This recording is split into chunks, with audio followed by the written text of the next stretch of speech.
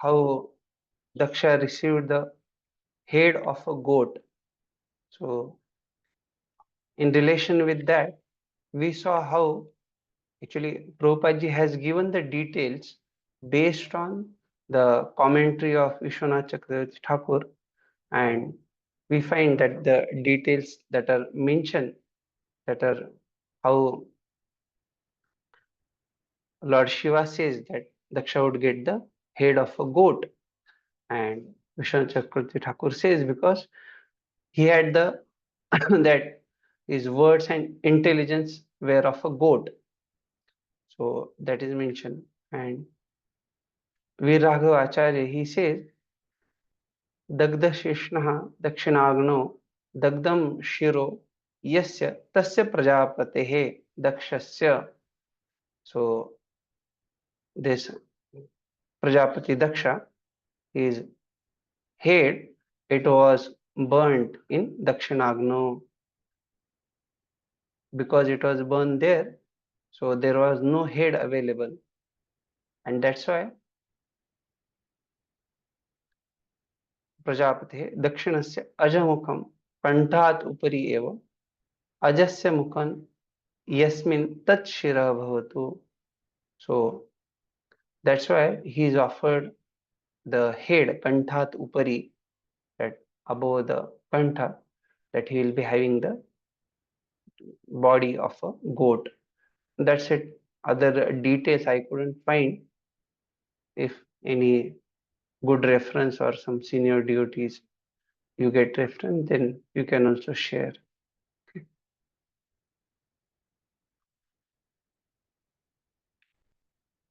Verse number 9. Sandhiyamane shirasi daksho rudrabhivikshitah sadyah supta ivotastho dadrushe chagrato mrudam.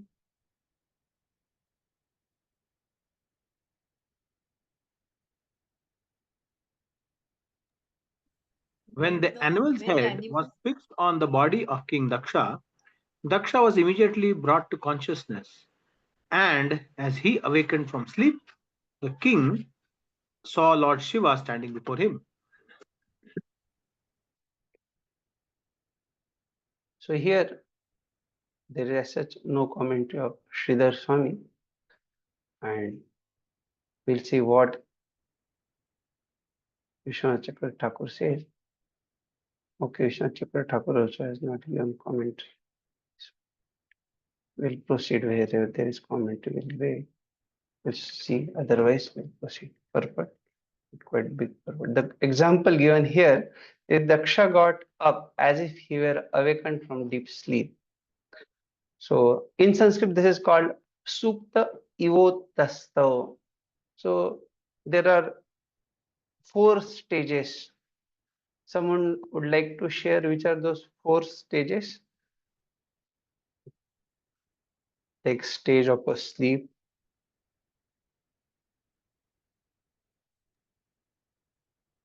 We are not remembering, Guruji. We have done this. We have heard this before. Not remembering somehow. Sushumna. I don't know. Sorry, I can't remember. No. So basically, this is one of the stage.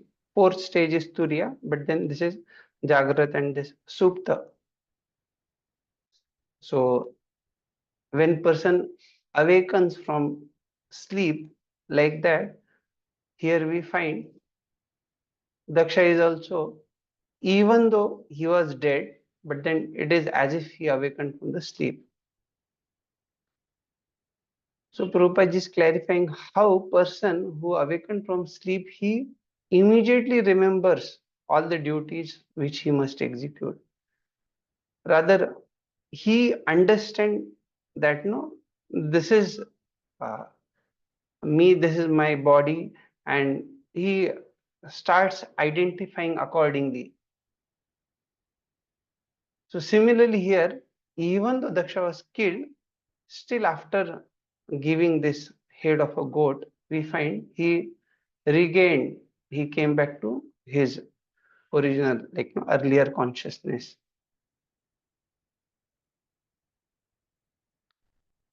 Prabhupada is saying this indicates that consciousness is also individual. It doesn't matter which kind of head or whatever. So this is the conclusion that thus bodily construction has nothing to do with the development of consciousness. So the point is, someone would like to, okay, Prabhupada has given here examples. You can see these examples of Maharaj Bharat. So he was transferred to the body of deer, but he retained the same consciousness. So as we discussed this, bodily construction has nothing to do with the development of consciousness. Okay. In spite of his having the deer body of a deer, however, his consciousness was as good as it was in the body of King Bharat. A text in Tada Rushadhvaja Dvesha Kalila Atma Prajapati Shivavalokat Abhavat Sharadhrad Ivamalaha.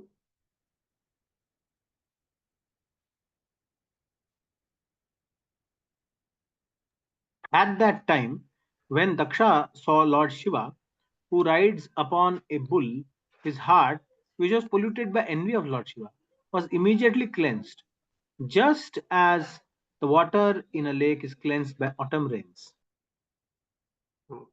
So now Purvam Rushadhvaja Dveshena Kalilaha Kalushikrit Atma Yasya. He was polluted because he was envying Lord Shiva, Dveshen.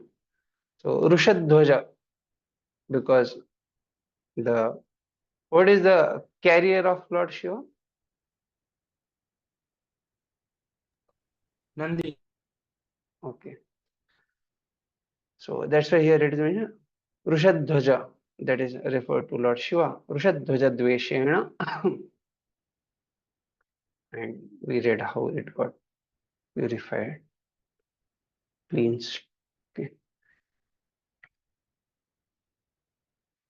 Vishnu Chakra Thakur is saying Kalilatma. Okay, that is contaminated. We'll proceed. But here is an example of why Lord Shiva is called auspicious. If anyone sees Lord Shiva with devotion and reverence, his heart is immediately cleansed. King Daksha was polluted by envy of Lord Shiva, and yet by seeing him with a little love and devotion, his heart immediately became cleansed. So example is given here. So a similar example is there. You must have heard in earlier section. Pravishtah karnarandrena swanam bhavasaroruham. So there similar thing is mentioned how the Salilasya Tashar, that also because Lord has entered the heart, that also cleanses. So although Daksha's heart was impure because of his having slandered Lord Shiva, for which he was severely punished, Daksha now came to consciousness, and just by seeing Lord Shiva with veneration and respect, he became immediately purified. So as Prabhupada is giving this clarity, we understand even when we take darshan of saintly people, we see many of Prabhupada disciples, when they come, just by seeing them, we feel very much enlivened. We feel spiritually surcharged. We understand how just by being near to them, we remain aloof from impure thoughts.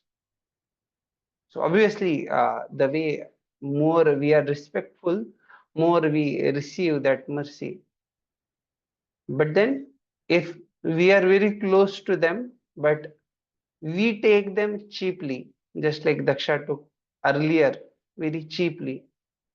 So, and that is obviously due to arrogance. So we find that when there is arrogance, that oh, I know this much, even though this Swami, he may be there in movement for 50 years, but he doesn't know how to pronounce Sanskrit verses. See how great I am. So a person has such kind of mentality that okay, someone due to his background, they may have different ways of pronunciation of the verses, and it is not easy to change in the same life because actually that kind of accent and all that is developed. Similarly, that is the case with the people, those who are from other nations, when like no India and other places, when they go to America, their accent is different and Indian way is different. But then anyway, we have to understand what is their intention, how they are served with so much dedication, commitment. So that's why when Kapil Muni is also saying about who is sadhu, so he speaks about the Swarup Lakshana and Tatastha Lakshanas, and he clarifies how actually not that we just uh, say, okay, this is what we appreciate from sadhu, but those who are kurvanti dridam, those who are rendering devotional service with great determination, that should be appreciated, and that is the actually real cause of heart getting purified. So here we see Lord Shiva is topmost Vaishnava, and as soon as he developed this veneration and respect, he became immediately purified. Excellent. भवस्तवाय कृतधिर न शक्नोत् अनुरागतः औत्कण्ठ्याद् बाष्पकलया सम्परेतां सुतां स्मरन्. King Daksha wanted to offer prayers to Lord Shiva, but as he remembered the ill fated death of his daughter Sati, his eyes filled with tears, and in bereavement, his voice choked up, and he could not say anything.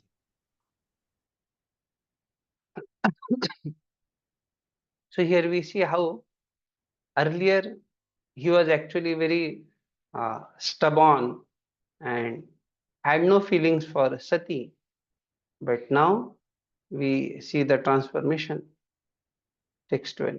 कृच्छ्रात् संस्तभ्य च मनः प्रेम विवल्लितः सुधिः शशंस निर्वलीकेन भावेनेशं प्रजापतिः.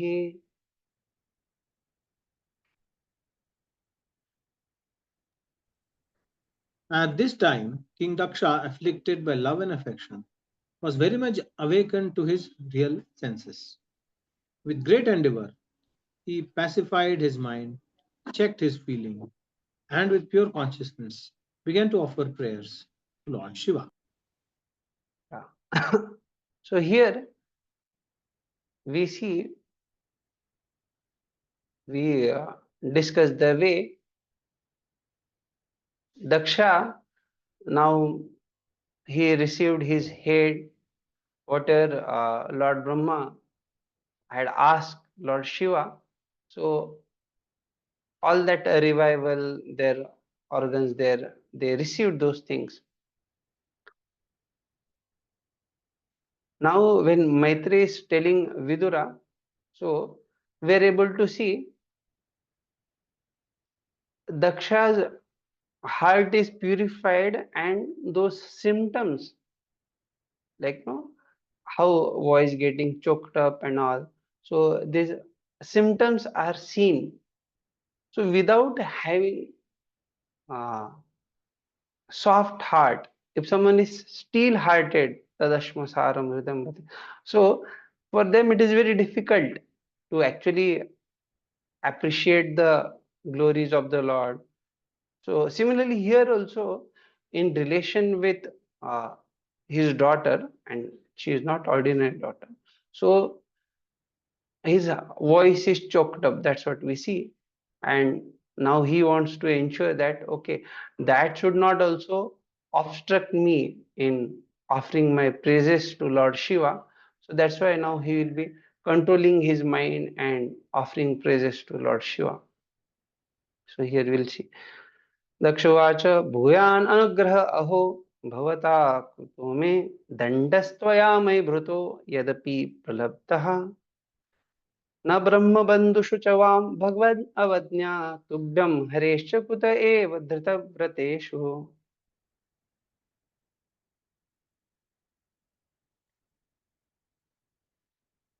King Daksha said, "My dear Lord Shiva, I committed a great offense against you, but you are so kind that instead of withdrawing your mercy, you have done me a great favor by punishing me. You and Lord Vishnu never neglect even useless, unqualified Brahmins. Why then should you neglect me, who am engaged in performing sacrifices?" यद्यपि प्रलब्धः पराभूतो मया भवांस्तथापि त्वया दण्डो भृतः शिक्षा कृता न तु अपेक्ष न तु उपेक्षितोऽस्मि. So you have not neglected, you have not done upeksha. So someone would like to say whose upeksha is done as per Madhyamadhikari, who is Prem, Maitri, Kripa, Upeksha? So Jealous, he generally, sorry, yes, Mati, please. envious people. Yeah. So here, even though Daksha is envious, why Upeksha is not done?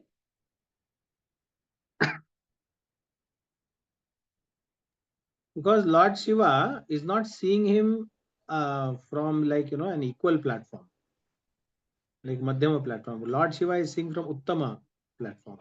So therefore he is not envious towards Daksha, like a father. No, Lord Shiva is not envious.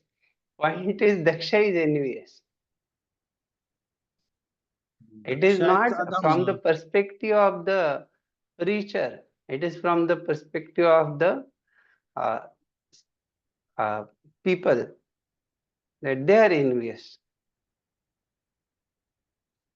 So we see that Daksha was not even on Madhyama platform. That means he could not understand who is great, No, who is we not are great. not putting Daksha on the platform. We are just seeing from Lord Shiva's perspective, even though Daksha he is envious, still he is not doing upeksha. He is not neglecting. Because he is the Sati's father. Yeah, so here we understand what the earlier discussion we went through. We understand how Lord and such great personalities, they are very much compassionate. Even though it is true that such person should be neglected, still such person is offered mercy. He is again given the opportunity. And that too again we understand Brahmaji also desired it. But then it is very important that we appreciate the nature of the Lord, how he is very much compassionate. And that is the only hope for us otherwise. So actually, we deserve if generally conditioned entity makes a mistake, we deserve much more punishment, but we get off with very less. Is that Uh, right understanding? and that too, we get to see we don't rectify, improve ourselves knowingly. One thing is unintentional mistakes, but many times we understand that this is the principle, this is how we have to live by, we have to stand by these principles. But when actual the taste comes, actual the practical reality comes, it becomes very tough. And that's why, even though it's not that we don't do anything good or we don't perform devotional service, that is all right. But then the more we advance, more is expected. And because more is expected, one really needs more mercy, one really needs more shelter, one really needs more sincerity. So unless and until person endeavors to get more and more mercy, more and a feeling of more and more sheltered, and accordingly serve sincerely, it is very tough. And that's why, as you said rightly, it is very tough that we do nonsense and then we expect that, okay, uh, let everyone forgive us. So that is the challenge. But although Daksha felt defeated, he knew that his punishment was simply the great mercy of Lord Shiva. And he mentions how Lord Shiva and Vishnu, they don't neglect a Brahmana. And that too he says, I'm Brahma Bandhu. And here example is given about Arjuna's punishment to Ashwatthama. Even Lord Krishna told that kill him. And his offense was also serious, grave offense. But still, Arjuna, knowing that he is coming from Brahmana family, son of a Brahmana, even though he is Brahma Bandhu, still he did not kill. So Prabhupada is mentioned here. Daksha proved himself to a Brahma Bandhu. He was born of a great Brahmana father, Lord Brahma. But his treatment of Lord Shiva was not exactly Brahminical. Therefore, he admitted that he was not a perfect Brahmana.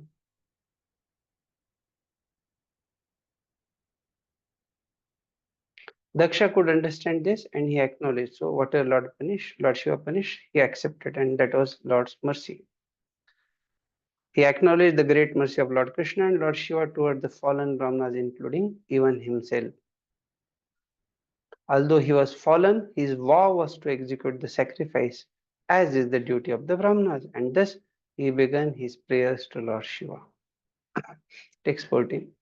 Vidya tapo vrata dharan mukatah sma vipran brahmatma tatvamavitum pratamam tvamasrak tad brahmanan param sarva vipat supasi palha pashaniva vibho pragruhita dandaha.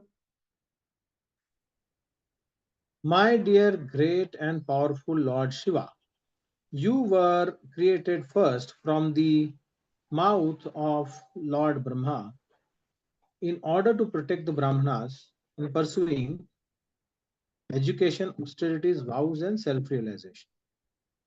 As protector of Brahmanas, you always protect the regulative principles they follow. Just as a cowherd boy keeps a stick in his hand to give protection to the. Yeah.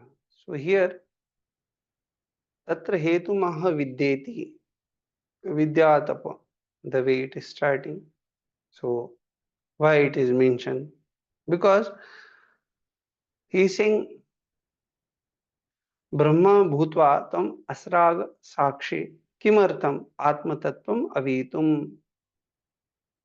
So certainly for protection of the principles of आत्मतत्व, यद्वा ब्रह्म वेदम आत्मतत्वम चावितुम संप्रदाय प्रवर्तनेन ज्ञापयितुम इत्यर्थः. तत् तस्मात् हे परम उत्कृष्ट. So that's why he is saying, for the sake of protection of Vedas, Brahma, that is Veda, and Atma Tattvam. So you are sampradaya pavartanena jnapayitum. So you are like the pravartak of a sampradaya. And because of, okay, he is like protector of Brahmana, that is also mentioned.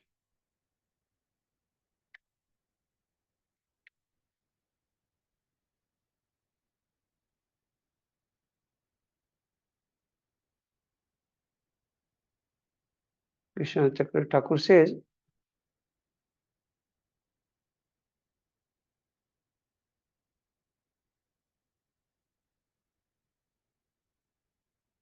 so becoming Brahma, you created the Brahmanas in order to protect the Vedas. Yadva, or it can be said that You created the Brahmanas for the protection of the Vedas and Atma Tattva.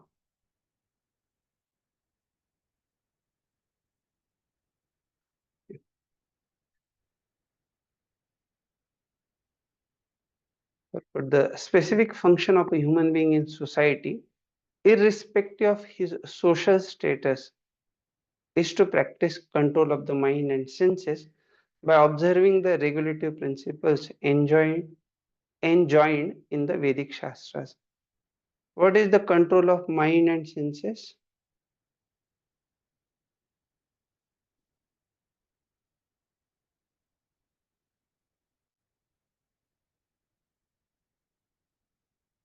No.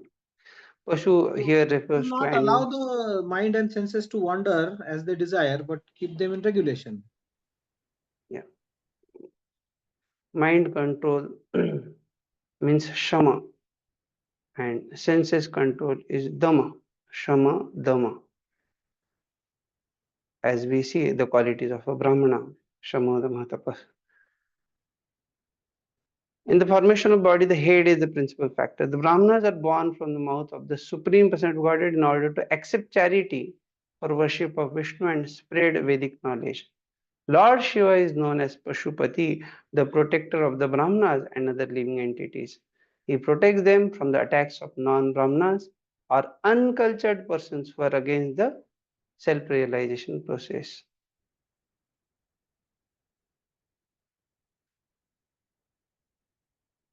In the beginning of Srimad Bhagavatam, it is confirmed that even though one performs the rituals of the Vedas, if it does not develop a sense of Krishna consciousness, then Shrama Evahi Kevalam.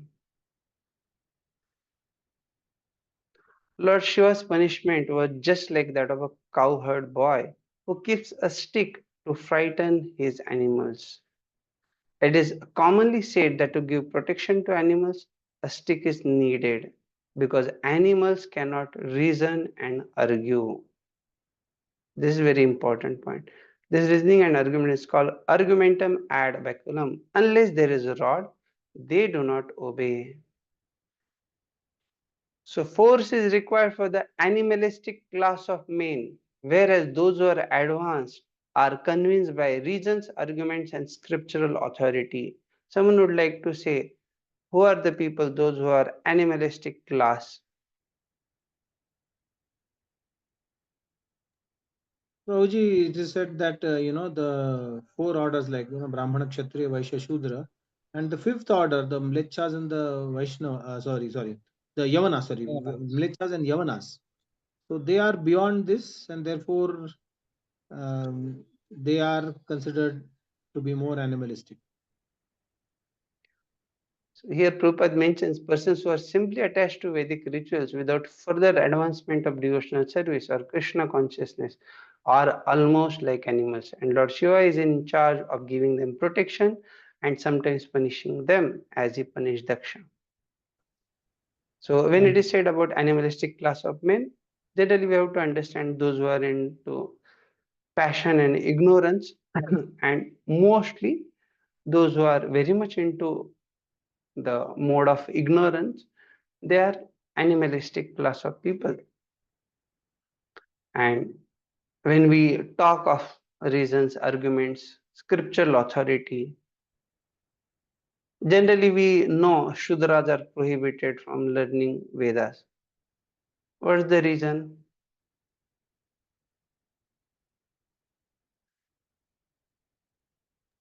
They will misuse their education.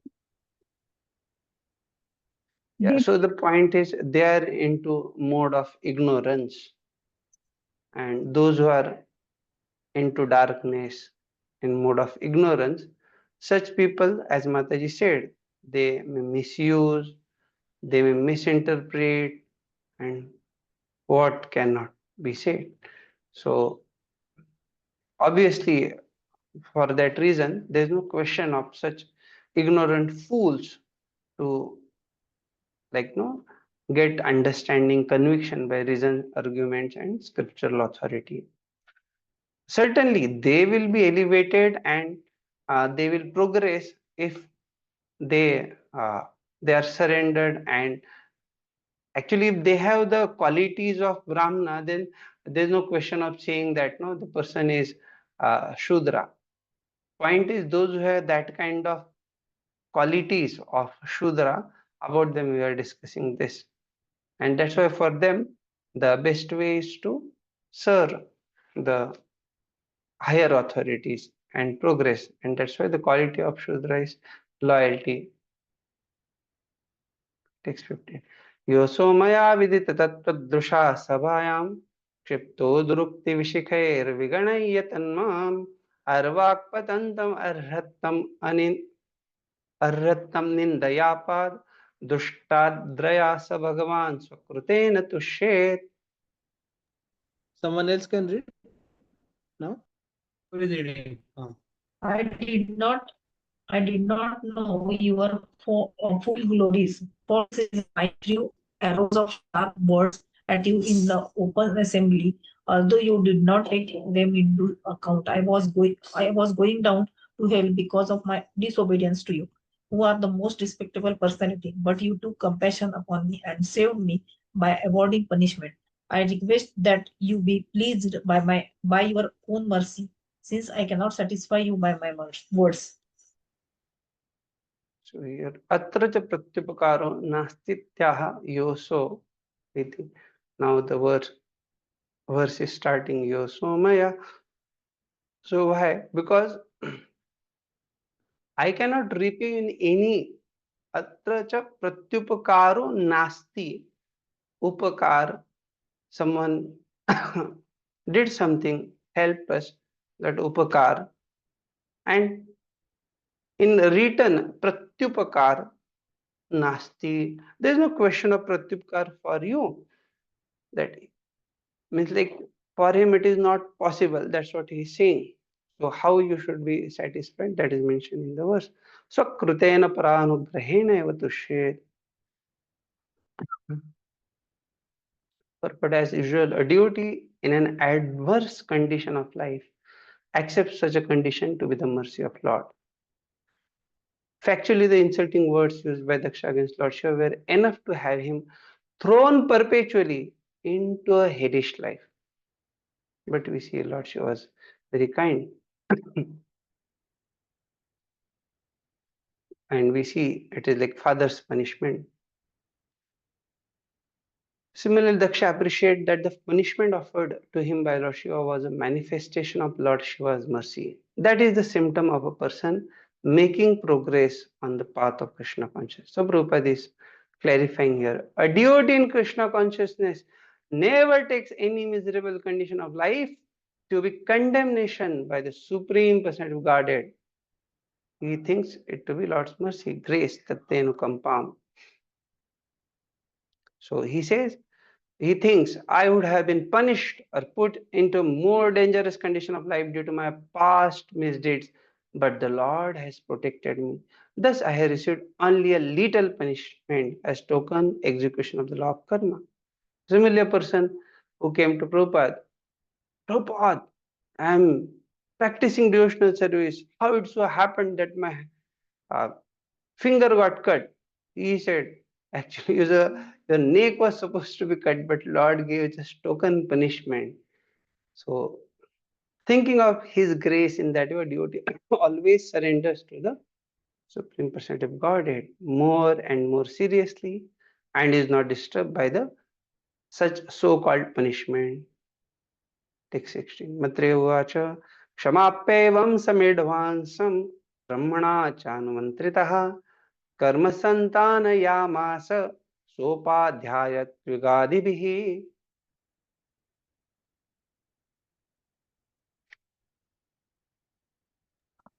The great sage Maitreya said, thus being pardoned by Lord Shiva, King Daksha, with the permission of Lord Brahma, again began the performance of yajna along with the great learned sages, the priests Others. and others. So here it is mentioned about Ritvika or Advaryu. So who is Advaryu?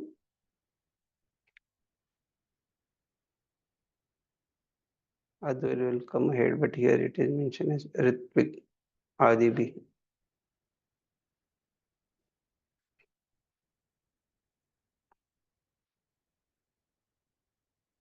These are priests. In performance of yajna, there are 4 kinds of people.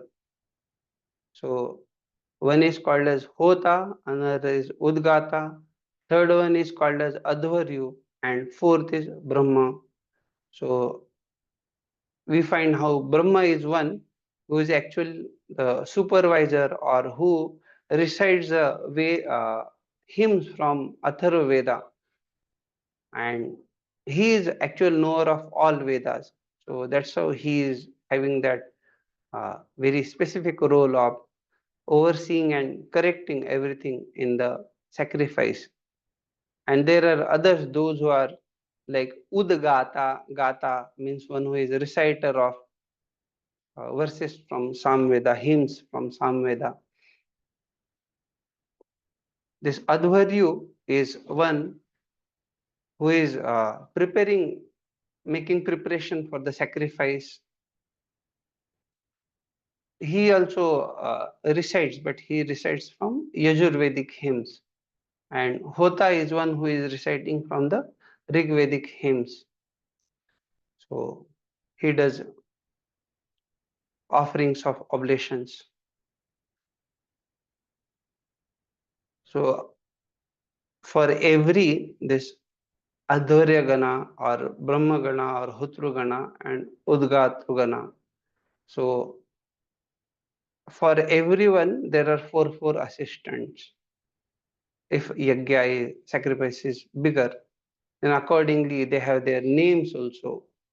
Adhvaryu Ganas are Adhvaryu, Padi Prastata, Neshta, Unneta. Like that, everyone has their assistants also. So depending on how the sacrifice is performed, the arrangements are made. Text 17. Vaishnav yajna santatye trikpalam dvijottamah purodasham nirvapan virasansarga shuddhe. Thereafter, in order to resume the activity of sacrifice, the Brahmana first arranged to purify the sacrificial arena of the contamination caused by the touch of Veerbhadra and other ghostly followers of Lord Shiva. Then they arranged to offer into the fire the oblations known as Purodasha. Yeah. So basically, Purodasha has Pura means we say it is earlier or like so or before. So like that, Puro that is first or foremost, and Dasha that is foremost offering. So this kind of offerings they are mentioned in such Vedic sacrifices. It may be in the Shrot Yagyas, as you have studied the Vedic chart, Shruti, Smriti, and there you find this various yagyas performed. So in those kind of sacrificial offerings, this is Purodasha is done.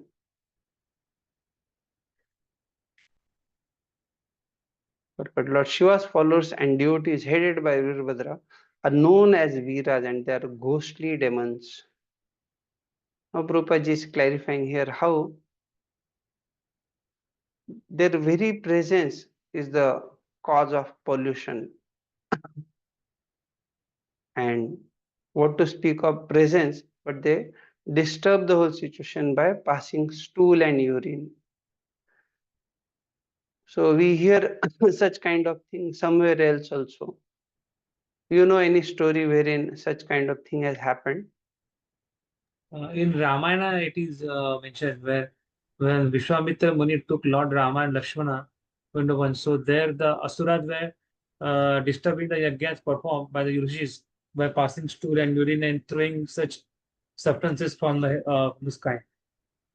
Yeah. Prabhuji So also Divid Gorilla. Divid Gorilla. yeah. Similarly, you will find wherever there is fighting with such demoniac people, whether it is Mahabharat war or different places, you will find that these people, they emit such dirty substances, and that too, it is not like no some small quantity. Sometimes it appears as if it is raining. So all that, and actually those all their mystic things can be destroyed, and accordingly appropriate weapons are used and that is destroyed. So similarly, here we find, as they have polluted the situation, so appropriate means are used so that all that contamination can be removed. So when Prabhupada says that their very presence becomes the cause of pollution, contamination, how they pollute or contaminate by their presence?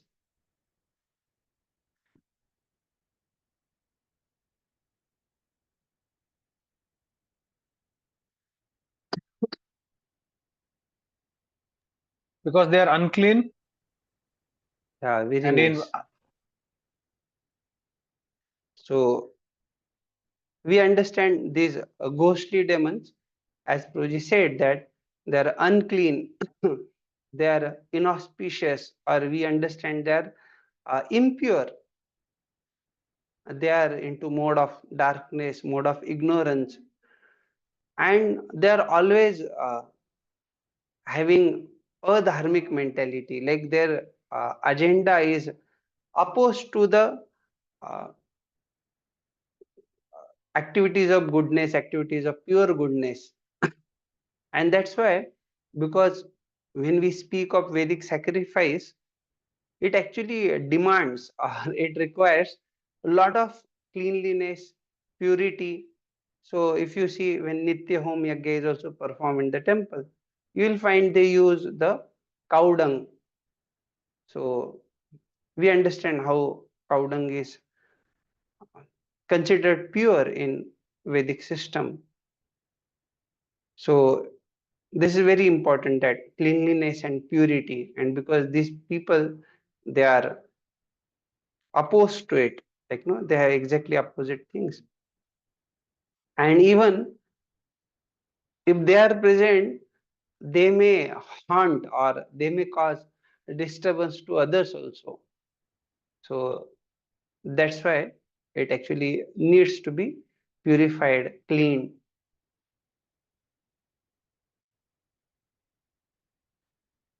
वीराणां प्रमथादीनां संसर्गकृत दोषस्य शुद्धये निवृत्त्यर्थम. So whatever sansargakrit dosha, because of them, whatever fault or impurity was caused, for its purification, to remove it, they use this purodash. That's what Prabhupada mentions. Therefore, the infection they had created was to be first purified by the method of offering purodasha oblations. And Prabhupada says, a Vishnu Yagya or an offering to Lord Vishnu cannot be performed uncleanly. So there are this seva aparadas. So 32 types Prabhupada is mentioning, that is given in the Nectar of Devotion. So if you see there, Prabhupada has not only given 32, but ahead he gives uh, 29 more from Varaha Puran. These 32, they are actually from supplementary literatures, but then apart from that, Prabhupada mentions about other also 29, and then apart from that he mentions about additional, and after mentioning about those additional offenses to be avoided, then Prabhupada speaks about this offenses against the chanting of the holy names. So like that, he has very systematically mentioned about what offenses to be avoided. One should be very careful about it.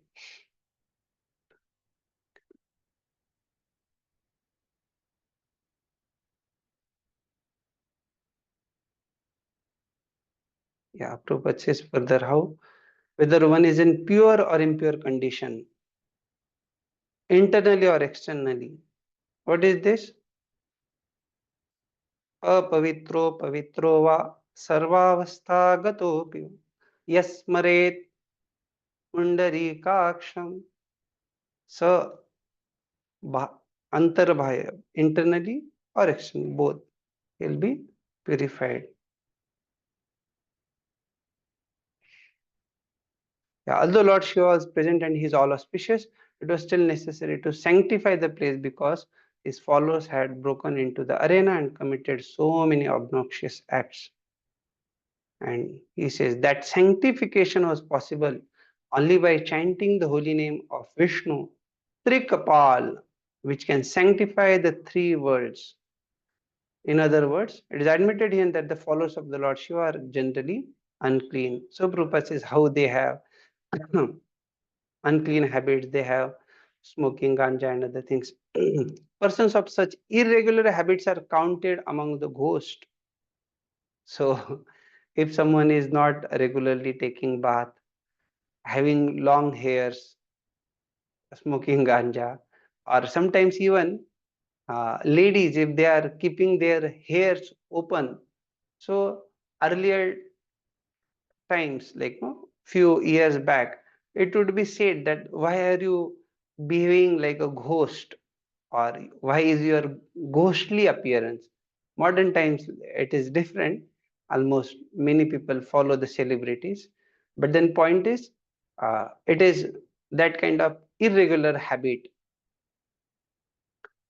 Since they are present in the space, sacrificial arena, the atmosphere became polluted and it had to be sanctified by Trikpal oblations, which indicated the invocation of Vishnu's favor. Text 18. Adhvaryonattah visha yajamano vishampate dhiya vishuddhaya dadhyo tatha pradur abhuddhari. The great sage Maitreya said to Vidura, "My dear Vidura, as soon as King Daksha offered a clarified butter with Yajurveda mantras in sanctified meditation, Lord Vishnu appeared there in his original form as Narayana. उपात्त हविषा अध्वर्युना स विशुद्धया बुद्ध्या दद्यो हे विशांपते Vidur. So Vishampate is referring to Vidura. Maitreya is referring to Vidura. And here it is mentioned how he was there with this Havisha that was there to be given. How Sa Vishuddhaya Buddhya, with purified consciousness.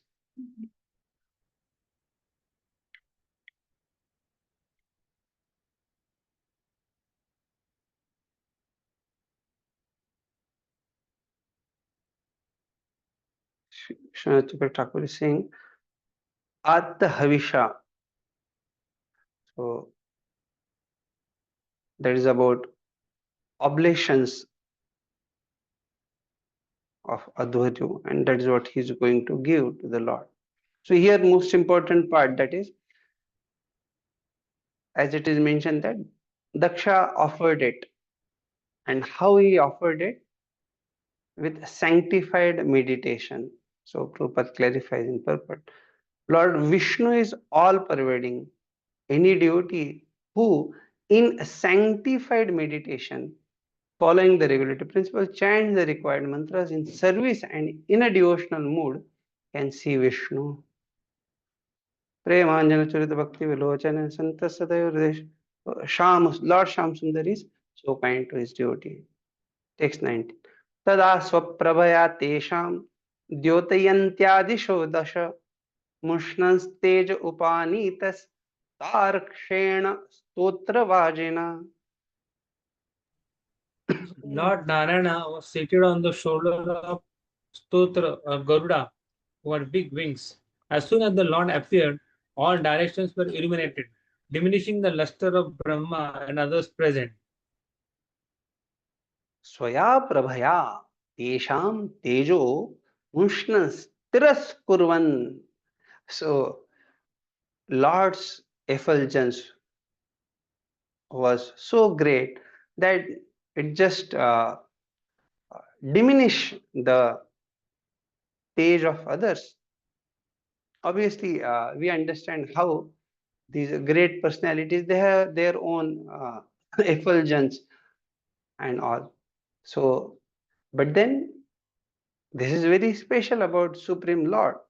So, stotre bruhat rathantare vajo paksho tadvata bruhat ratha patan bruhat rathantare paksho iti shrutehe.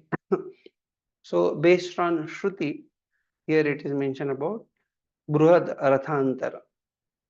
So, what is Bruhad Rathantara? So, this both Bruhad and Rathantara, both are uh, kind of Vedic melodies, and these are from the Sam Veda. So, we understand how whenever this Stotra or Tarksha, the son of Vinata, Vainateya, whenever he uses his wings in service of the Lord while carrying the Lord, those Samvedic hymns are sung, that is mentioned here. But a description of Narayan is given in the following two shlokas. Text 20. Shamo hiranyarashanorkakireetajashto नीलालकभ्रमरमण्डितकुण्डलास्यः शङ्खाब्जचक्रशरचापगदासि चर्म व्यग्रैर्हिरण्मयभुजैरिव कर्णिकारः. His complexion was blackish, his garment yellow like gold, and his helmet as dazzling as the sun. His hair was bluish, the color of black bees, and his face was decorated with earrings. His 8 hands held a conch-shaped bead, club, lotus flower, arrow, bow, shield, and sword, and they were decorated with golden ornaments such as bangles and bracelets. His whole body resembled a blossoming tree, beautifully decorated with various kinds of flowers. तम एव अनुवर्णयति श्याम इति द्वाभ्याम, as verse is starting Shamu Hiranyarashano. So in Dwabhyam, in two verses, these are described. Hiranyavarashana yasyeti vasram lakshate.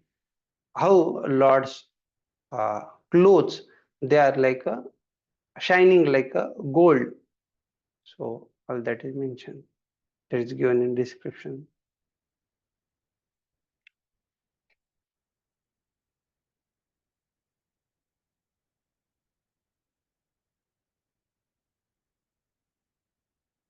So when it is mentioned Hiranyarashana, so Lord had that belt of golden bells. That's what Vishwanath Chakravarti Thakur is saying. And he is describing about Lord's crown, face, everything. Even the way in deity worship we see Lord is nicely decorated with his bracelet, armlets, and this waist belt, and various kinds of choker, necklaces, all those kind of things. Like that, nice description is here. How he appeared, that is also given. But the face of Lord Vishnu, as described in this verse, appears like a lotus flower with bees humming over it. So whether Kunti Maharani or every description is Namo Pankajanaabha, Namo. All the ornaments of the body of Lord Vishnu resemble molten gold of the reddish gold color of the morning sunrise. The Lord appears just as the morning sun rises to protect the whole universal creation. Yeah, so Prabhupada says generally in the four hands of Vishnu there are Shanga Chakra Gada Padma, and these are seen in the four hands of Vishnu in different arrangements, and accordingly we see in various Vaikuntha lokas, accordingly there are names of those Vaikuntha lokas. So Prabhupada says club and wheel are for punishment, punishing demons, and lotus flower and conch shell are for blessing the devotees. So Prabhupada speaks about Paritrana Sadhana Vinasha Chadrashkam. Yeah, Prabhupada says in the material world, almost everyone is of the demonic nature, but there are also devotees who appear to be in the material world, although they are always situated in the spiritual world. A devotee's position is always transcendental and he is always protected by Lord Vishnu. Text 21. वक्षस्यधीश्रितवधूर् वनमाल्य उदार हासावलोककलया रमयंश विश्वम् पार्श्वभ्रमध्वज ज्वज न चामरराजहंसः श्वेतातपत्रशशिनो परिरज्यमानः. Lord Vishnu looked extraordinarily beautiful because the goddess of fortune garland was situated on his chest. His face was beautifully decorated with a smiling attitude which can captivate the entire world, especially the devotees. Bands of white hair appeared on both the sides of the Lord like white swans, and the white canopy overhead looked like the moon. वक्षस्य अधिष्ठिता Vadur Lakshmir Yasya Saha. So on whose chest there is residence of Lakshmi. Udaro Hasa Lokashatayo Kalayalishi.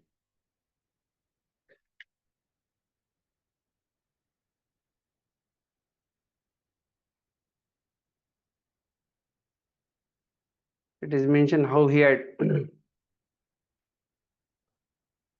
by smiling eyes, he is actually giving pleasure to the whole universe.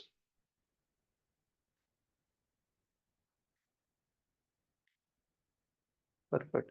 The smiling face of Lord Vishnu is pleasing to the whole world. Not only devotees, but even non-devotees are attracted by such a smile. Nice description is there. All together accompanied by the conch shell, wheel, club, lotus flower, bow, arrows, shield, and sword in his hands. This presented a grand and beautiful audience for Lord Vishnu, which captivated all the demigods there, including Daksha and Lord Brahma. Text 22. Tam upagatam alaksha sarve surganadayah प्रणेमुः सहसोत्थाय ब्रह्मेन्द्र त्र्यक्षनायकः. Anyone else want to read can read. Translation.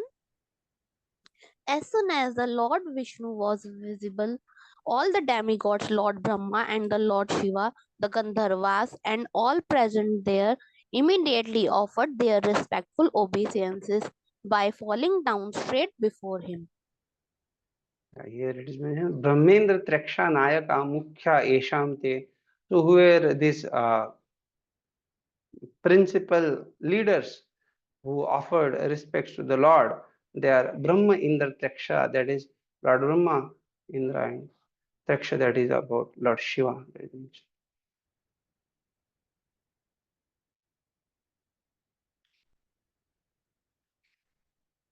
Purport. It appears that Lord Vishnu is the supreme Lord even of Lord Shiva and Lord Brahma. What to speak of the demigods, Gandharvas and ordinary living entities. So Prabhupada quotes this, Srimad Bhagavatam 12:13:1. Yam Brahma Varunendra Rudra Marute Sunvanti Divves. He says, Dhyanavasti Tadgatena Manasa Pashyanti Yam Yogina. Thus, Lord Vishnu is worshipable by all demigods, all Gandharvas, and even Lord Shiva and Lord Brahma. Tad Vishnu paramam padam sada pashyanti surya diva chaksha. Vishnu is therefore the supreme personality of Godhead, even though Lord Shiva was previously referred to in prayers by Lord Brahma as the supreme, and Lord Vishnu appeared, Shiva also fell prostrated before him to offer respectful obeisances. Text 23. तत्तेजसः तरुजा सन्नजिह्वा ससाध्वसः मूर्ध्ना धृताञ्जलिपुटा उपस्थस्तुः अधोक्षजम्.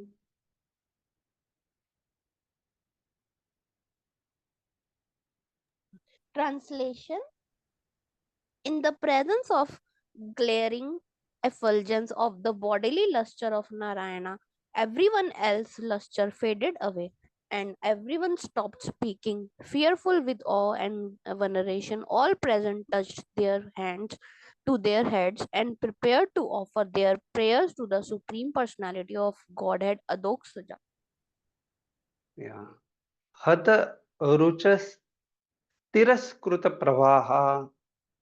So as it is, Prabhupada has mentioned that everyone's bodily luster just faded in front of the effulgence and luster of the Supreme Lord. Text 24. अप्यर्वागृत्तयो यस्य महीत्वात्मभुवादयः यथामति गुणनन्ति स्म भूतानुग्रहविग्रहम्. Translation by Srila Prabhupada. Srila Prabhupada ki jai.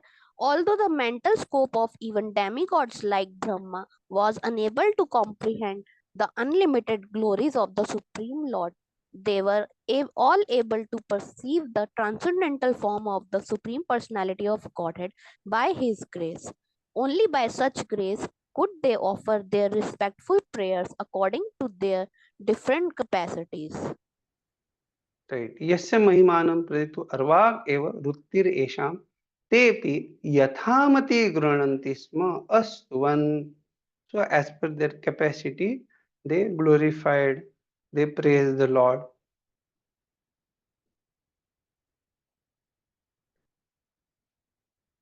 But the Supreme Lord, the personality of Godhead, is always unlimited, and His glories cannot be completely enumerated by anyone, even by personality like Lord Brahma. So how Ananta He is glorifying with unlimited mouth, and He is trying to describe the glories of the Lord for an unlimited span of time. Yet the glories of the Lord remain unlimited, and He therefore never finishes. Anyone knows the meaning of the word Brahma?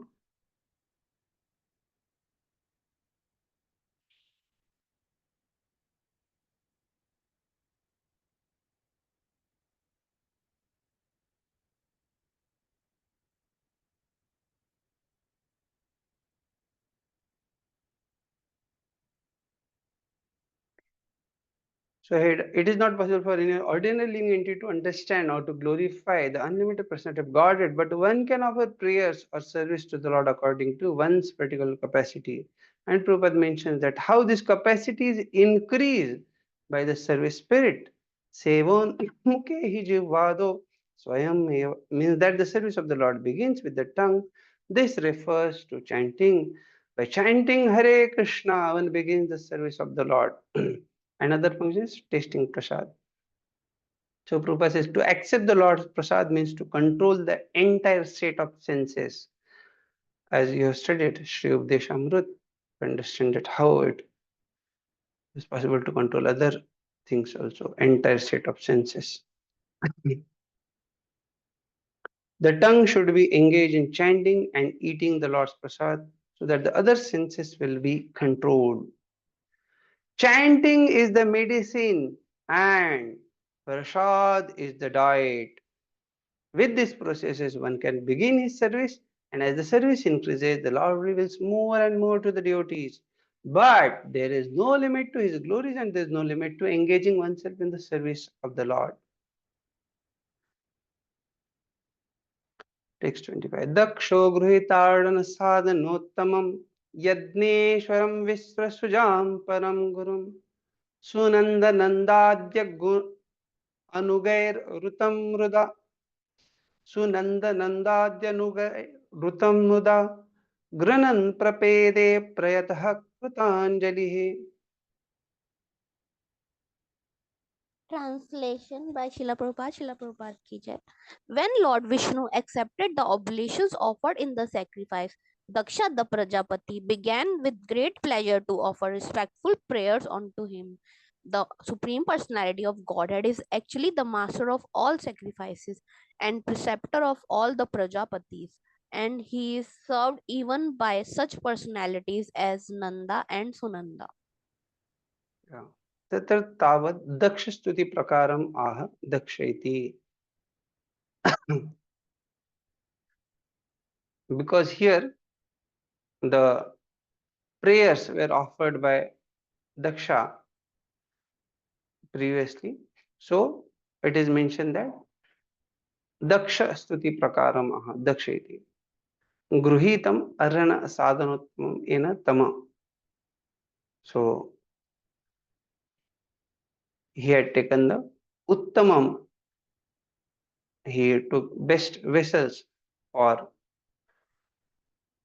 sake of sacrifice or for the sake of arhana, that is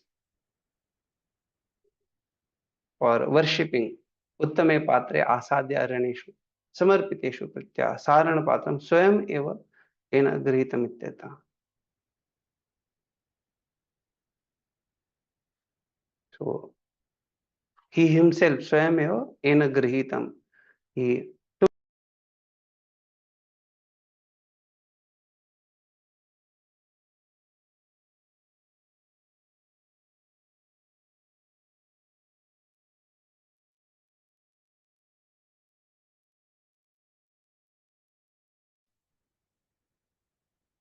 yeah. So now as we see here, this is very important that a section of prayers is starting wherein demigods are offering their prayers to the Lord. So Daksha will offer the prayer, then priest offer prayers, assembly members and Lord Shiva offering prayers. Bhrugu also offers prayers, Brahmaji offers prayers, Indra and many others. So we are going to see all those prayers till almost verse 47, and after that Lord will be speaking.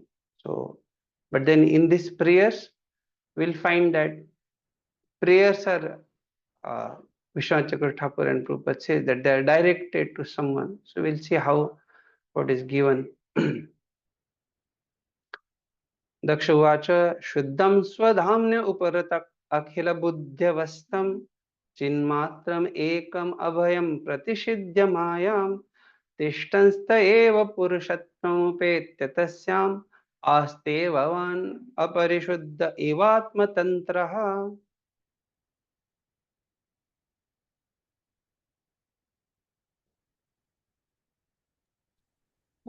Translation by Srila Prabhupada. Srila Prabhupada ki jai. Daksha addressed the Supreme Personality of Godhead. My dear Lord, you are transcendental to all speculative positions. You are completely spiritual, devoid of all fear, and you are always in control of the material energy.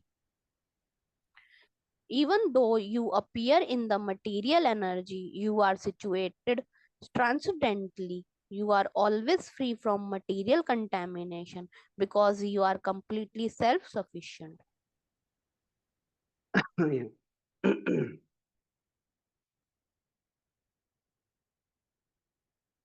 Okay.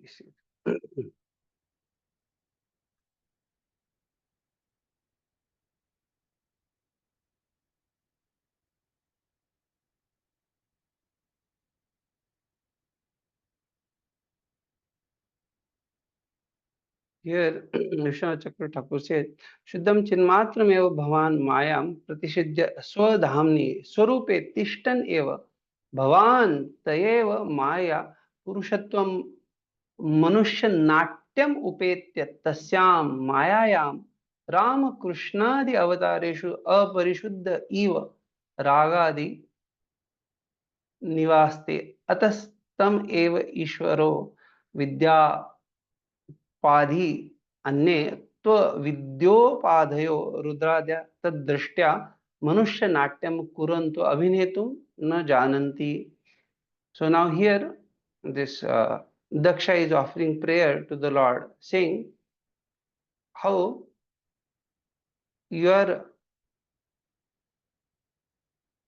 pure consciousness and devoid of Maya. And when it is mentioned that yes, you are Swadhamni, that is, you are situated in your own Swarupa. And when it is mentioned as Natyam, like Manushya Natyam Upetya, so that means that you are taking the role of a human. So all that is mentioned, and as it is said that it appears that taking that role tasyam mayayam Ramakrishna avataresh. So and accordingly you take various avatar incarnations. That's what is.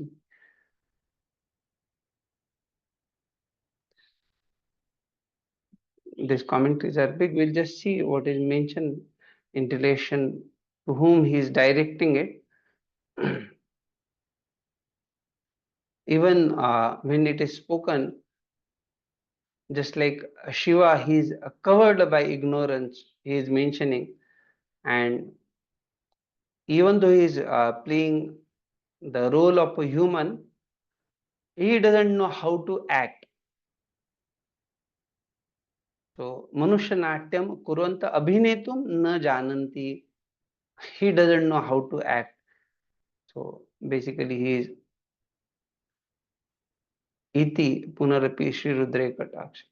So basically, he is directing it towards Lord Shiva. And Krishna Chakra says that he had actually the material conception of the Lord's form.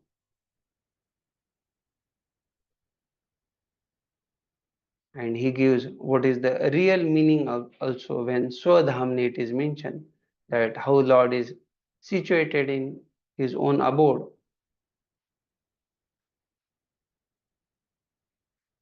He mentions about this Vishnu Stutra Nirupani.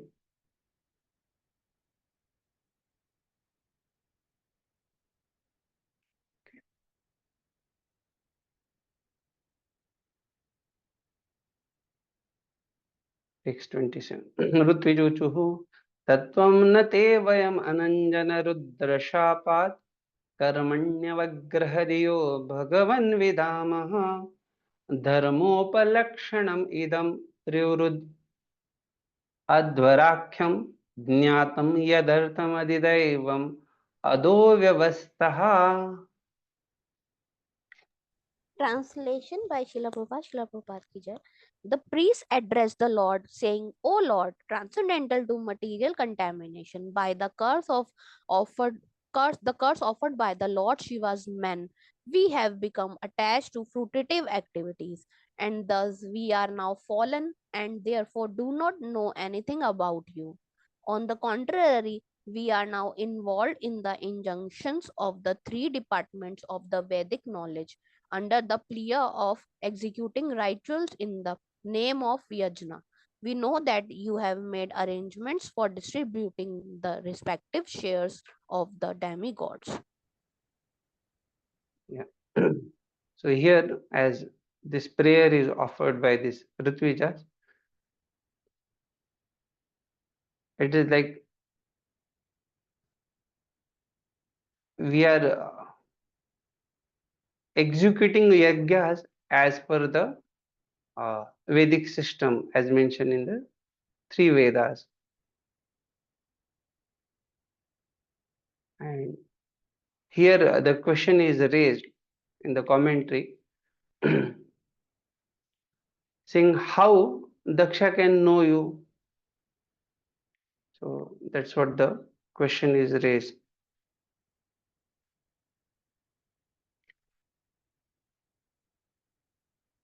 and actually they are directing it, because the prayers earlier were by Daksha, and now this priest, they are offering prayer, and they are actually glancing at Daksha and saying, how can Daksha know the Supreme Lord? The Vedas are known as Traya Gunya Vishaya Vedaha, Bhagavad Gita 2.45. Veda Vadarataha. They are attached to flowery language of Vedas. And because they are Vedavadis, they cannot understand the ultimate goal of Vedas. Where do we find ultimate goal of Vedas? So 15.15 we find Vedeshcha Sarver Ahamayava Vedya. Therefore, here, those who have transcended the qualitative Vedic attractions, however, can understand Krishna, who is never contaminated by the material qualities. Therefore, Lord Vishnu is addressed here as Ananjana, free from material contamination. In Bhagavad Gita, so this is in relation with verse number 2.42. Prabhupada says, याम इमां पुष्पितां वाचं प्रवदन्ति अविपश्चितः वेदवादरता Partha नान्यदस्तीति वादिना. So men of small knowledge are very much attached to the pushpitam vacha, and they say that there is nothing more than this. So what is this pushpitam vacha, flowery words of the Vedas? Karmakand. Yeah, what are for conditioned beings gives hope of sense gratification. So that is what flowery words, basically in terms of karma kand, as Mataji mentioned, text 28.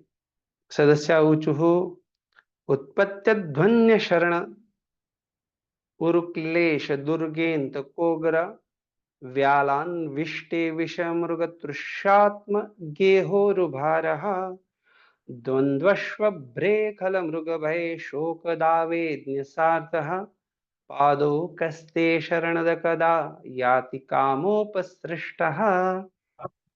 Yeah, I have a quick question in the previous verse. Like we say that the priests are saying because of the curse of Shiva, we have become attached to fruitive activities. Not curse of Shiva. Where it is mentioned? Nandi had given curse. Here it is mentioned. Oh, okay. So, okay, it is Nandi's curse. Yeah. Earlier, whatever thank you. curses, counter curses happened, that is discussed there. Okay. Thank you. Translation by Srila Prabhupada ki jai. The members of the assembly address the Lord, O exclusive shelter for all who are situated in troubled life. In this formidable fort of conditional existence, the time element, like a snake, is always looking for an opportunity to strike. This world is full of ditches of so called distress and happiness, and there are many ferocious animals always ready to attack. The fire of lamentation is always blazing, and the mirage of false happiness is always alluring, but one has no shelter from them. Thus, foolish persons live in the cycle of birth and death, always overburdened in discharging their so called duties, and we do not know when they will accept the shelter of your lotus feet. Yeah. As mentioned, how such people will never attain your lotus feet. And earlier, this Daksha and priest, they had offered the prayers. Now, this Sadasyas, they are saying,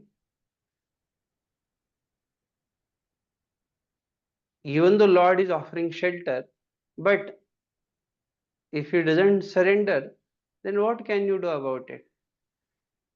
So the reason being, because they are mrigatrishi, they are actually after satisfying their desires of senses, and because of that they are in dehabhiman. So that's how they are kama pidita, they are afflicted with the lust.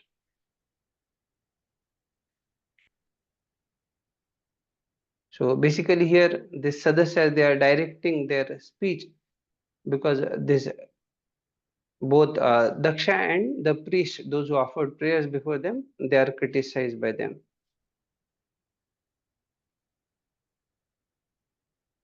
And the description, that is not surrendering, or if he doesn't surrender, what can you do? Or how he is after material sense gratification. So that is referred to Daksha here.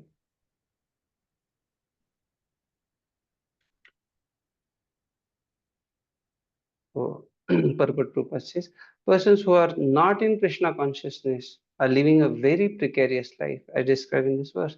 But all these circumstantial conditions are due to forgetfulness of Krishna. The Krishna consciousness movement is meant to give relief to all these bewildered and distressed persons. Therefore, it is the greatest relief for all human society. And the workers thereof are the greatest well-wishers. For they follow in the footsteps of Lord Chaitanya, who is the greatest friend to all living entities. So, very meaningful, and Prabhupada is encouraging the preaching work. So, preaching work is the best service for everyone on behalf of Lord Chaitanya. Text 29. Rudravacha tava varada varangrava shisheshaha khilarte yapi munibhir asakter आदरेणारण्ये यदि रचित धियं मा विद्य लोकोपविद्धं जपति न गणये तत्त्वत परानुग्रहेण. Translation by Srila Prabhupada. Srila Prabhupada ki jai. Lord Shiva said, my dear Lord, my mind and consciousness are always fixed on your lotus feet, which, as the source of all benediction and the fulfillment of all desires, are worshipped by all liberated great sages, because your lotus feet are worthy of worship. And with my mind fixed on your lotus feet, I am no longer disturbed by persons who blaspheme me, claiming that my activities are not purified. I do not mind their accusations, and I excuse them out of compassion, just as you exhibit compassion toward all living entities. So Lord Shiva, he is saying here how my mind is fixed on your lotus feet. So, and he is saying, like, people, those who are uh, ignorant of you, and he is referring it to this Daksha, King Daksha. And they are referring me, saying that I have broken the rules of good conduct. That's what Lord Shiva says here.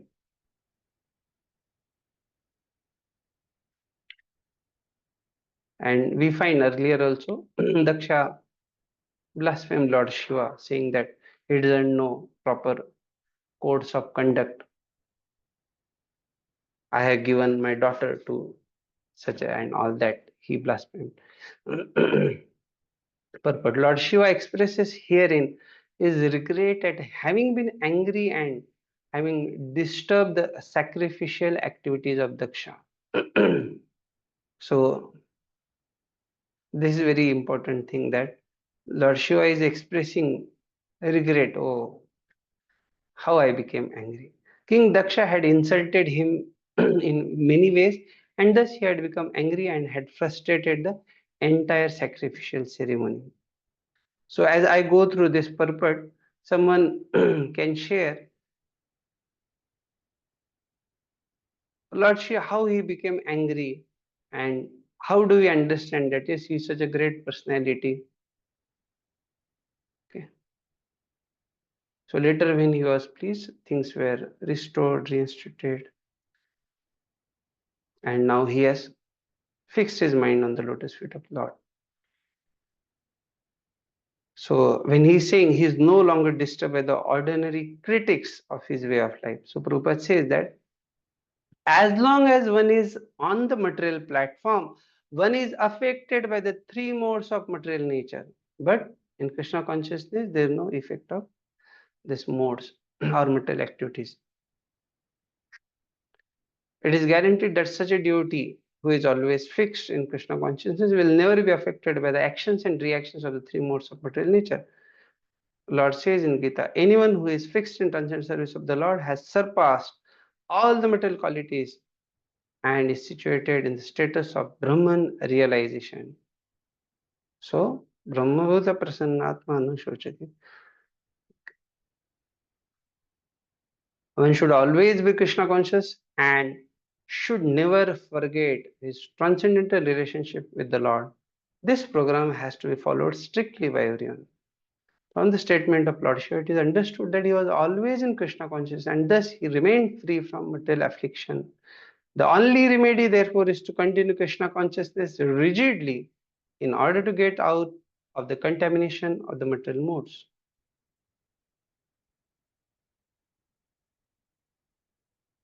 Someone would like to share?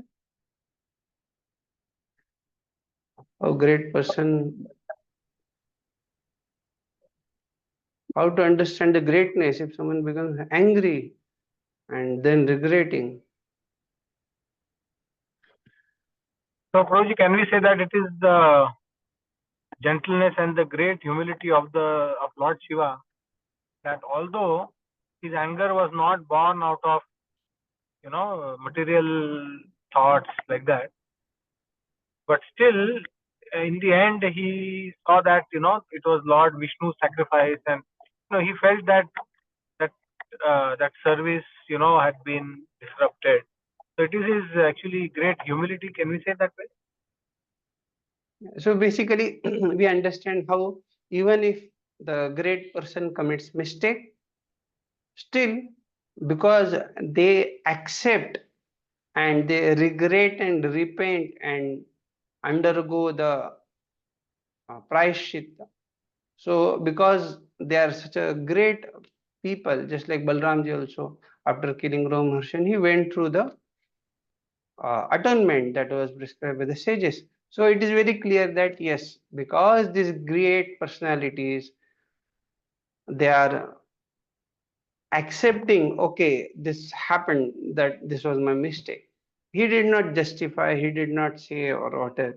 So when such great people, they accept their mistake, it shows that they are certainly uh, uh, appreciated, praised for such, for their greatness, because we find people when they make mistakes, they don't uh, accept it, they don't regret for it, they feel, oh, I have other people, or I don't bother, who cares, and all that. So, but here we see Lord Shiva is regretting for that and he's expressing his thoughts. Even though we understand who is Lord Shiva.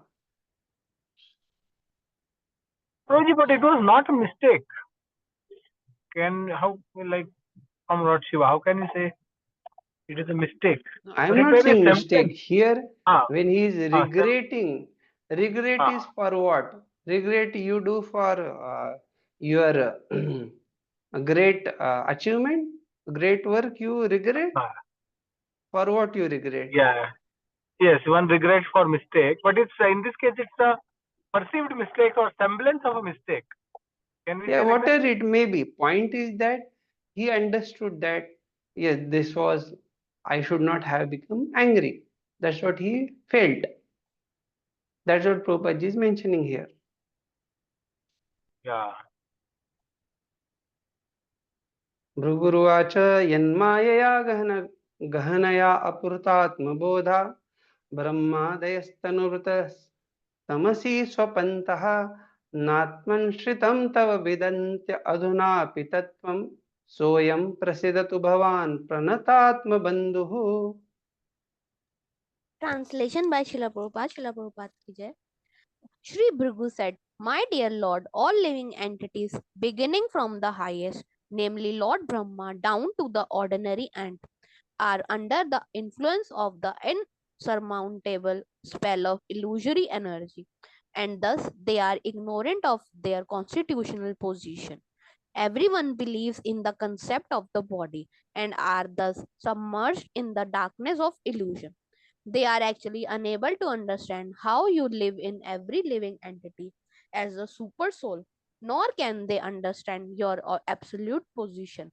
But you are the eternal friend and protector of all surrounded souls. Therefore, please be kind towards us and forgive all our offenses. Yeah, so here we find how this Bhrugu, he is referring here for Brahma and Shiva, that yes, from Lord Brahma to Ant, that all these, they do not know the truth about you. But then, simply due to ignorance, they are saying that yes, we know, or I know, that way.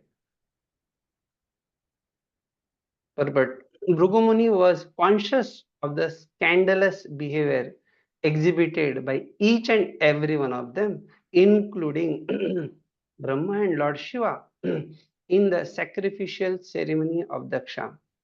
By mentioning Brahma, the chief of all living entities within this material world, he wanted to state that everyone, including also Brahma and Lord Shiva, is under the concept of the body and under the spell of material energy. All but Vishnu.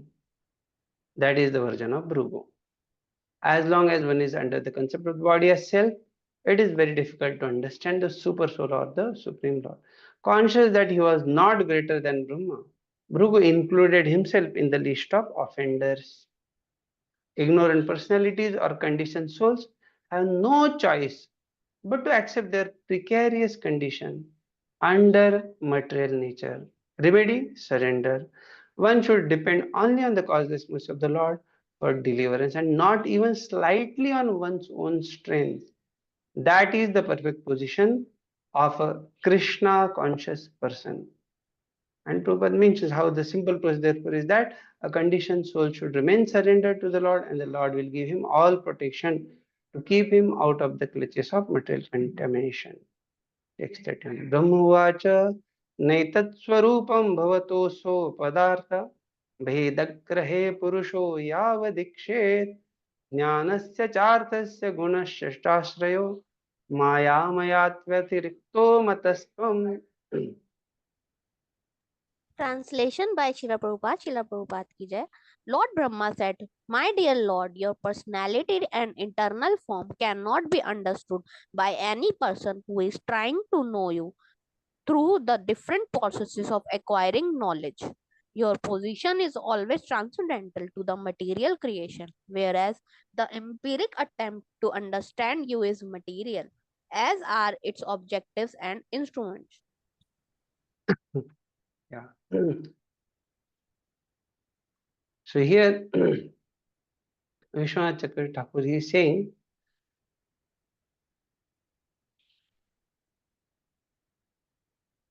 Tatswarupam naiva pashyantiti bhrugvadishu katakshaha.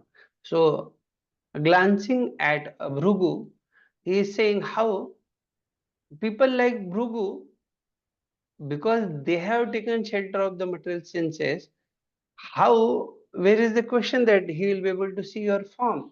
That's what the Brahmaji is referring, because earlier prayer was by Bhrugu. Purport purposes. It is said that the transcendental name, qualities, activities, paraphernalia, etc. of the Supreme Lord cannot be understood with our material senses. The attempt of the empiric philosophers to understand the absolute truth by speculation is always futile because their process of understanding, their objective, and the instruments by which they try to understand the absolute truth are all material. So when Prabhupada is mentioning this, someone would like to say how these attempts of empiric philosophers, these are all material.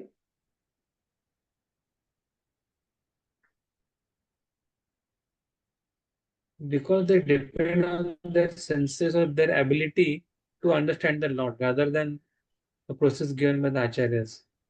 Yeah, right. There is no spiritual process or process coming in parampara, or they are not relying on the Vedas.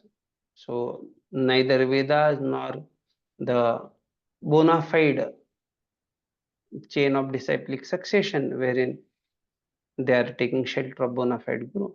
So because all their endeavors are material, so that is mentioned that because of that, it is difficult for them to understand the Lord, who is adhokshaja, who is beyond the perception of the senses. The Lord is aprakrit, beyond the creation of the material world. This fact is also accepted by the great Acharya, Narayana Paravaktat. Shankaracharya says,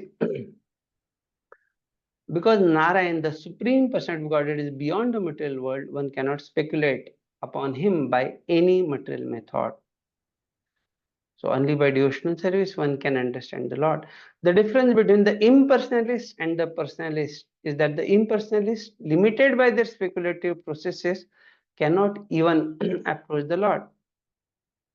Manovarthe, even though they go by the chariot of mind, they will not be able to catch or understand Lord. Sevan mukhe. But then when one serves the Supreme Lord, bhajate, then it is possible. Lord Krishna therefore condemns such materialists as moodas. Moodoyam navi janati. Such moodas, they will not be able to understand the Supreme Lord. Unaware of his transcendental potencies, the impersonalists deride the person of Lord Krishna, whereas the devotees, by dint of their service attitude, Sevan Mukhe, can understand them. The 10th chapter of Bhagavad Gita, Arjuna also confirmed that it is very difficult to understand the personality of the Lord. Nate viduhu. Someone would like to say which is this word? Verse?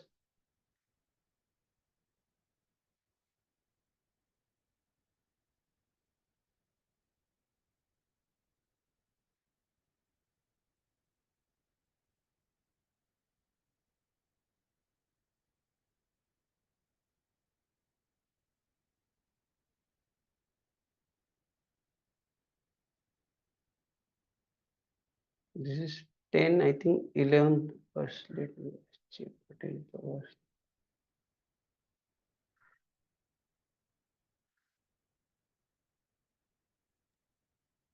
verse. Namam Dashkatanam Muda, but that is not No, not that verse. not that one. No. Yeah, this one. Sarvametadridam manne yanmamadasi kesha nahi te bhagan vyaktim viduddevana danavaha. So even these people, they cannot understand. Very difficult to understand the personality of the Lord. Text 32. Indruvacha idam apyachyuta vishwabhavanam vapur anandakaram manodrusham suravid suravid what is there? Suravidvit क्षपणेर उदायुधेर भुजदंडेर उपपन्नम अष्टभिः.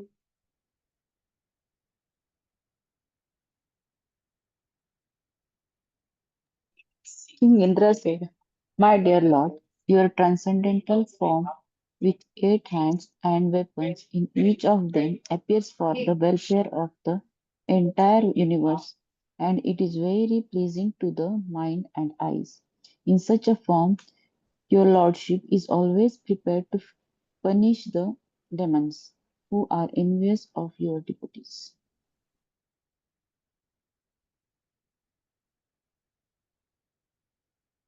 Yeah, it is iti brahmani katakshaha. So brahmani, it is referring to the Lord Brahma. So Indra, he is saying, by your mercy only we are able to see you.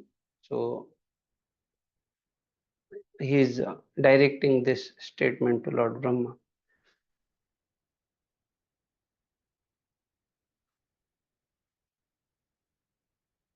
But it is generally understood from revealed scripture that Lord Vishnu appears with 4 hands.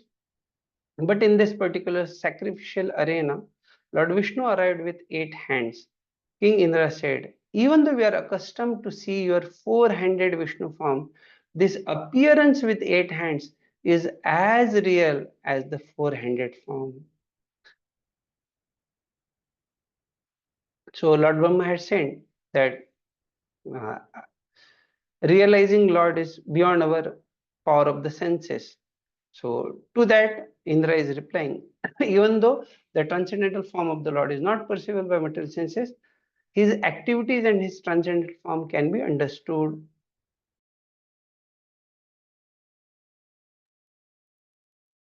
The Lord's uncommon features, uncommon activities, and uncommon beauty can be perceived even by an ordinary man.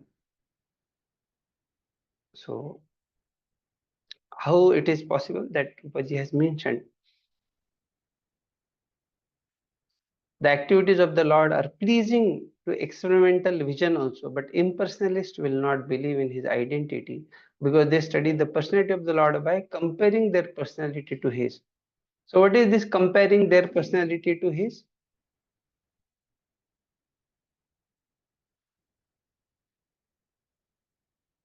That is because they are materialistic or their body is material. They think Lord's body is also material and they cannot lift him, Lord cannot lift all that.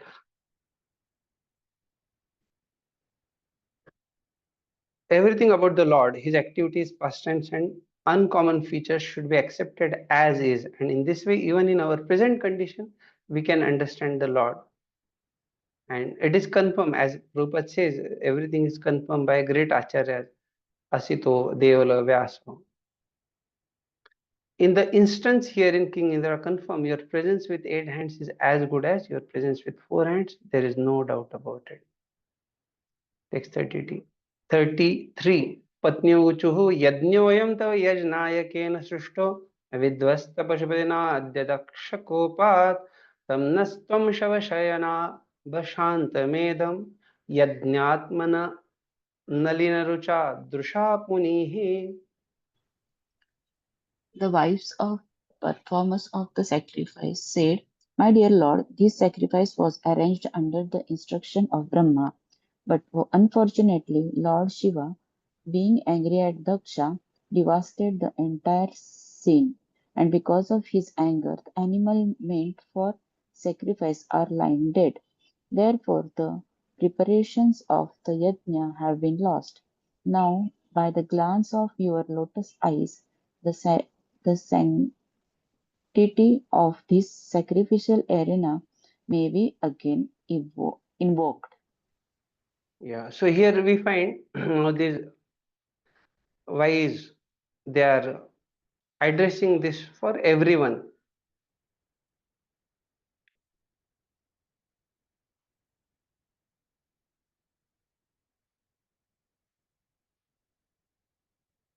Sarveshu eva katakshaha.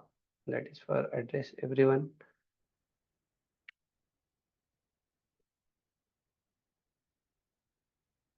How without Lord's presence, even if one may put whatever endeavors, still nothing can be accomplished. That's what she is saying.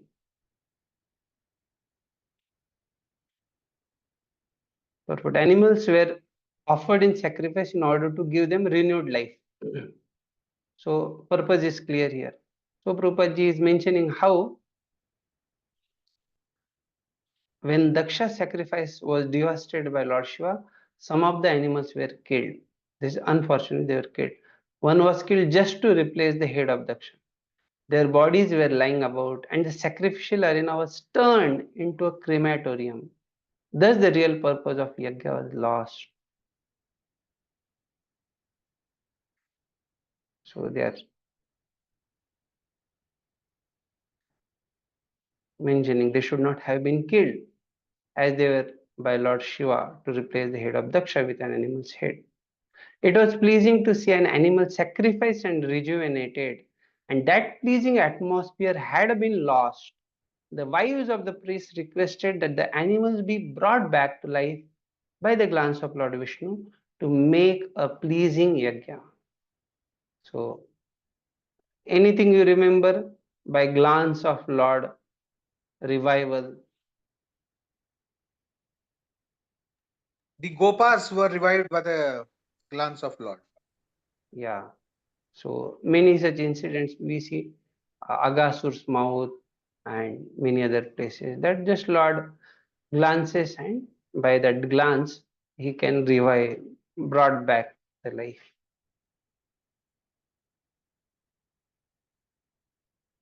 Ram Kishore Prabhu, Yes, Prabhuji. we have one choice. We can either continue this way, or we can read the translations, because Roji said I can take 8th chapter also further. So either we can try to adjust in the next session. So, Prabhuji, in previous time also, like, sometime when the time crunch is there, the direct translation reading has been done, Okay. especially when it's not too much of a purport.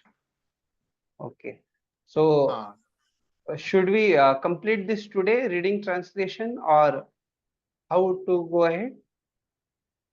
Prabhuji, how many verses will be there now? 61 verses. So it will be, I think, because right now it's almost 4:30. Yeah. Prabhuji, you can So take for 5-10 minutes more if you want. You like can take 5-10 minutes you can take now, and then later on also we Yeah, that is can. better. So we'll be going through translations.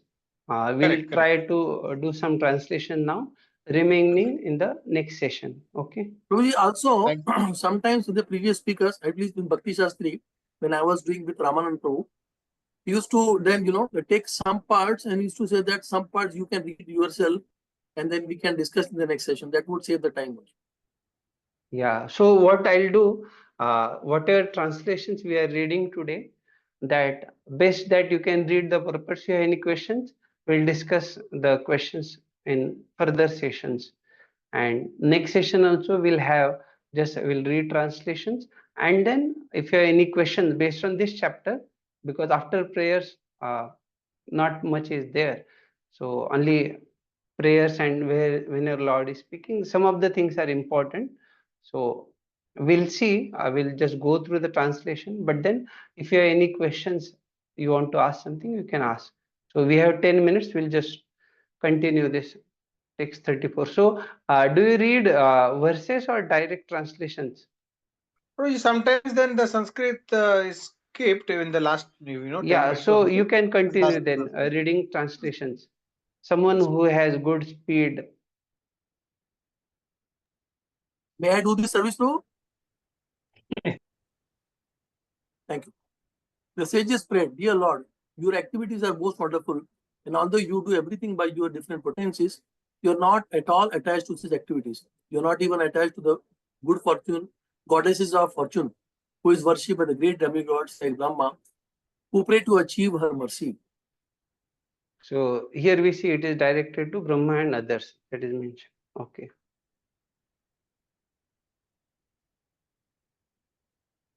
The Siddhas prayed, like an elephant that has suffered in the forest fire, but can forget all its troubles by entering a river.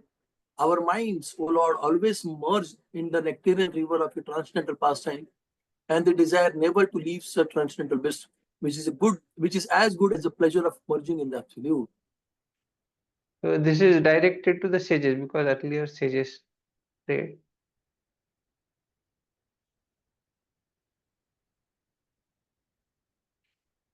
The wife of Daksha prayed as follows: My dear Lord, it is very fortunate that you have appeared in this arena of sacrifice. I offer my respectful obeisances unto you, and I request that you be pleased on this occasion. The sacrificial arena is not beautiful without you, just as a body is not beautiful without the head. So she is directing her speech towards demigods and Lord Brahma.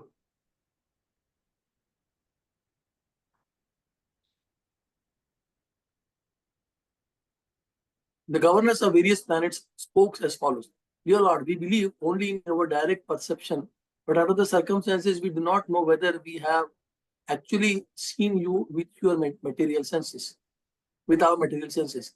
By our material senses, we can simply perceive the cosmic manifestation, but you are beyond the 5 elements. You are the 6th. We see you, therefore, as a creation of the material world. So here it is directed to the Gyanis, sages and devatas. Yogeshwaram. The great mystics said, Dear Lord, persons who see you as not different from themselves, knowing that you are the super soul of all living entities, are certainly very, very dear to you. You are very favorable towards those who engage in devotion service, accepting you as a Lord and themselves as a servant. By your mercy, you are always inclined in their favor. Yeah, so here they are saying that how the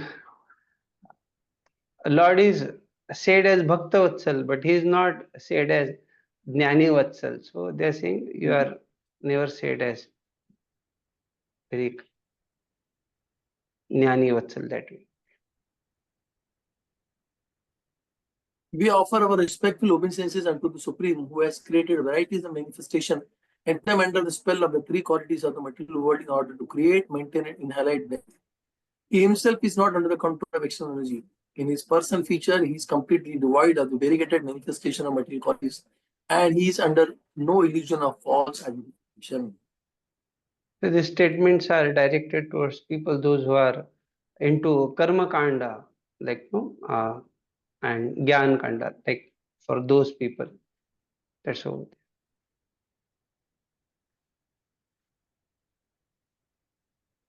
The personified Vedas said, We offer our respectful obeisances unto you, the Lord, the shelter of the quality of goodness, and therefore the source of all religion, austerity, and penance. For you are transcendental to all material qualities, and no one knows you or your actual situation. Oh, sorry, I said about it. That was here. It is mentioned. This verse continued last verse, and because that two verses were there, that was about Gyani only, and this 40th verse, this about what Vedas, personified Vedas, they are saying. This is in relation with uh, directed towards those who are followers of Karma Kanda and Jnana Kanda. So here when it is said Brahmo Vacha, so here this Brahma is personified Vedas, not Lord Brahma. Okay.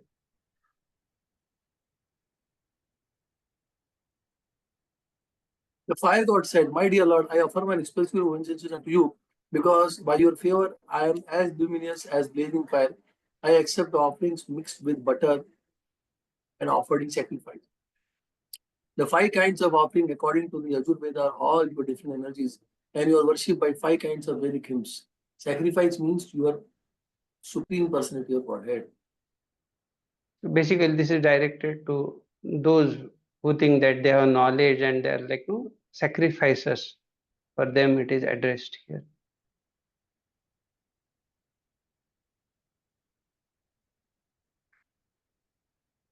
The demigod says, Dear Lord, formerly when there was a devastation, you conserved all the different energies of material manifestation.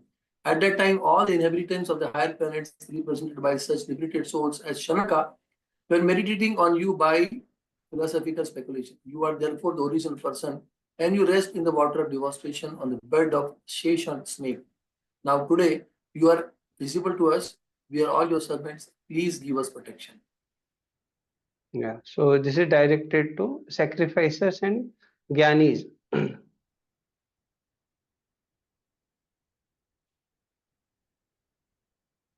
Gandharva said, Dear Lord, all the demigods, including Lord Shiva, Lord Brahma, Indra, and Marichi, and the great sages, are all only differentiated parts and parcel of your body. You are the supreme almighty great. The whole creation is just like a plaything for you. We always accept you as the supreme person of Godhead, and we offer our respectful obeisances unto you. Yeah. So this is directed to Brahmaji and others. Here you'll find details.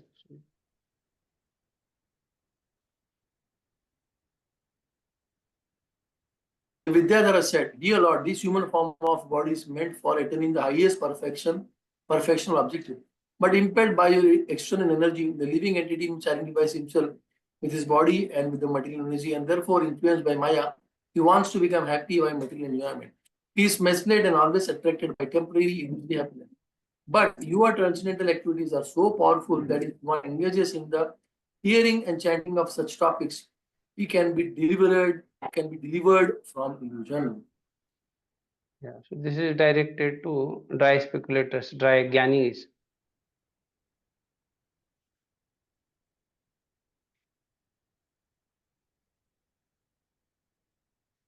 Brahmana said, Dear Lord, you are the sacrifice personified. You are the offering of clarified butter. You are the fire. You are the chanting of Vedic hymns by which the sacrifice is conducted. You are the fuel. You are the flame. You are the kusha grass, and you are the sacrificial pots. You are the priest who perform the yajna. You are the demigod headed by Indra, and you are the sacrificial animal. Everything that is sacrificed is you and you or your energy. Yeah. So this is directed to the followers of Lord Shiva who actually cause all destruction. So that's why it is referred.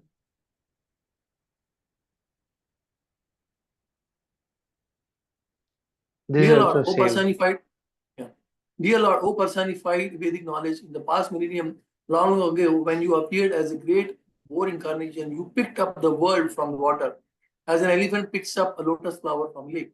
When you vibrated transcendental sound in the gagating form boar, the sound was accepted as a sacrificial hymn, and great sages like Sanaka meditated upon it and offered prayers for your glorification.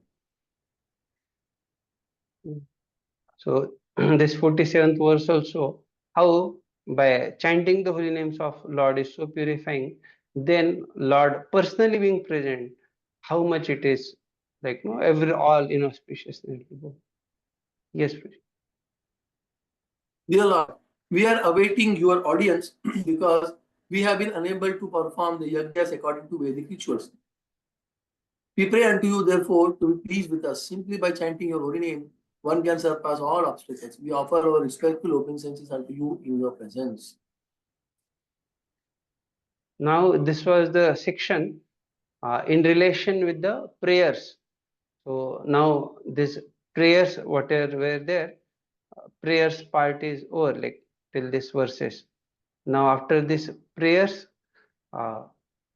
further discussion will be there. How we'll find that Daksha will be completing the sacrifice, and Maitreya will speak to Vidurji. There will have even discussion about what Lord speaks and all that. So, but then our time 10 minutes. Should we continue? So this part you can take from the next session. It is not just 12, 13 shlokas. A new topic is there. New topic is there. Yeah, this is all new topic. That's why I said. So yes, next session we'll discuss this part and then we'll continue with the 8th chapter. Okay. Great. Thank you very much. Shrimad Bhagavatam की जय, श्रील प्रभुपाद की जय, वांछा कल्पतरुभ्यश्च कृपा सिंधुभ्यैव च पतितानां पावनेभ्यो वैष्णवेभ्यो नमो नमः। अनंत कोटि वैष्णव वृंद की जय, श्रील प्रभुपाद की जय। हिताय गौर प्रेमानंदे हरि हरि बोल। Thank you very much to all of you. Hare Krishna. Thank you, Sri Guru.